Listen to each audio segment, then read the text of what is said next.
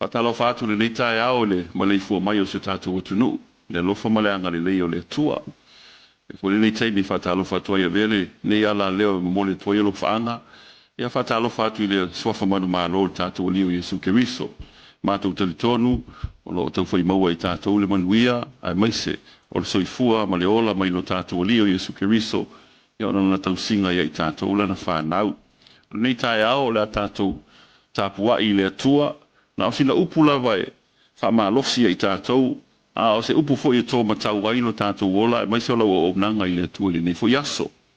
Ma le tusia teu teu nomeno na ta upos ful tasi, fa upos ful valu, fa ngata le lus ful tasi, fa pēlo na fa i tawina. O le nei, i au tau tuu nei upu i au tau loto ma au tau manatu.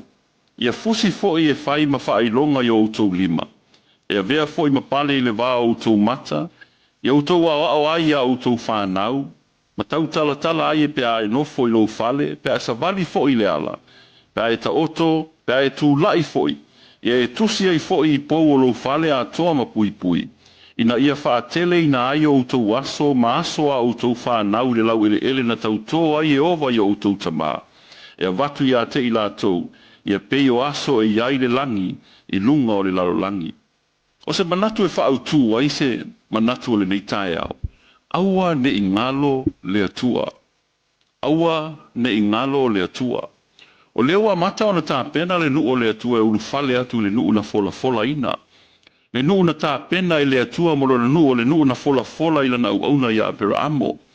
Le lawa ta pena le nu o le ao. Ai fai le atua ya mose to e wha manatu ai lo nu. A fai o lao to ulu atu i le manuia. I le nu na fola fola o lo iai manuia mai le atua. Aua lava ne ingalo le atua. Aua ne ingalo na upu. Ma le wha mafa mai le atua. Ia wha mua i o tō manatu. I o tō manatu natu i lana upu. Ia whai ma wha ilonga i o tō lima lau tō au nanga o mea uma tō te whaia. Ia whaia e tusa ma le fina ngalo le atua. Ia whai ma mea e ta iala ai lo la tō soifua i le aso ma le aso ma le aso. Awa foi o lela ulu atu le nu o lo ia le manuia. O manatu foi le atua, awa o mai le manuia i le tangata. O na ngalo le tangata le atua. A o foi na lui tauina le soifua o le tangata. O na ngalo le i le tangata le atua. Ai na toe wha manatu a le atua, a wala atu lana au na mose. A o sa au le nu e ulu atu le nu na fola ina i le atua. Ia utou manatua le atua. Ia utou manatua lana upu na fola ina ia te i lātou. Ia lātou manatua le taiala le atua.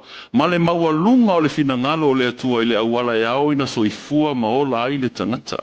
A le manai o le fai unga o le folanga lea. Fai mai leo le upu o le atua. A fai tau te tausi au upu mau tau sawa vali e tusa ma lo finangalo. A fai tau te fai le finangalo le atua. Fai mai leo le atua. Ona wha manuia leo le atua ia te utou. E wha tele ina ai o tau aso, i le lau ele na tau toa i ova ia te utou. Whai mai le upo le atua, e pei o aso o le langi i le lalo langi. E pei o manuia o le langi, ua o mai i le lalo langi. Le iti oa ta talo Yesu i lana talo vai mai, ia o mai lo malo. Ia whai alo fila ngalo e pei o na iai le langi, ia wha pea fo i o na whai i le lalo langi. A tātou wola lai le upo le atua, ma tātou mana tua pea le atua. Ma tātou whaia pēalo na whina ngalo, o na tātou wola lea i le lalo langi nei, peia wa tātou wo o i manuia o le langi, peia wa tātou ulu atu le nuu na fola ina i le atua e manatua, aua lava nei ngalo le atua, aua nei a vea manuia o le tino nei, tātou te wha ngalo ai le atua, aua nei a vea le poto ma le ata mai wa tātou maua o le maa losi fo i wa tātou maua, tātou te wha ngalo ai le atua. Awa foi nei a vea le tele o le lui tawina o lo tau soifua ma lo mātou wola. I le tele o suinga fau o mai so tātou atunu. Ma vea ngalo ai le atua. A le wha mafa lava le atua na ave ia mose toi wha manatu no na nu. Aua lava nei ngalo le atua. Samoa, au iai le nei taimi. Tele lui tau o lui tawina i lo soifua ma lo wola. Atonu foi, o nai te savali manuia o wha manuia ai le atua ia te oe. O le fautuanga, au le apoa inga le upo le atua mo i tātou le nitai au. Aua lava ne ingalo le atua. Se o tātou te talo. Le atua lo mātou ta mātou whaafitai le nitai au fau. Au mātou ala whai mai whanunga le lei. Mātou whaaftai lo alofa ma lo wanga le lei. Whaaftai wa e fola manuia mo Samoa. Au mātou ulu whale atu I manuia wa ungola e tā pena ina mo I mātou. O lau wha manatu le nei tae au. Aua ne ingalo oe.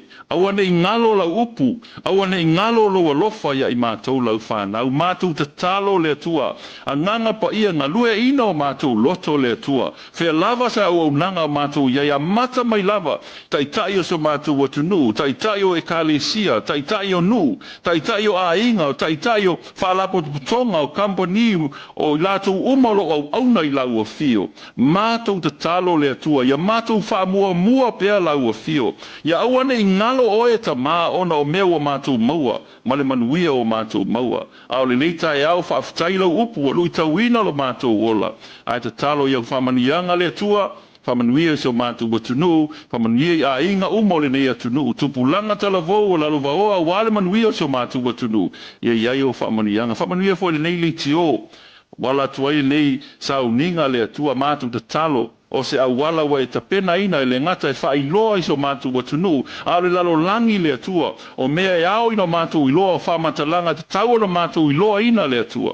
A vea foi se ala waa le atua. E awala tuailo fina ngalo au lau upu. Whamanuia le pūlenga. Whamanuia le nei au aunanga. O ala mātou te talo. Whamanuia so mātou watunu o Samoa. O no Yesua mātou wole mbala au atuai. Amene. Amene.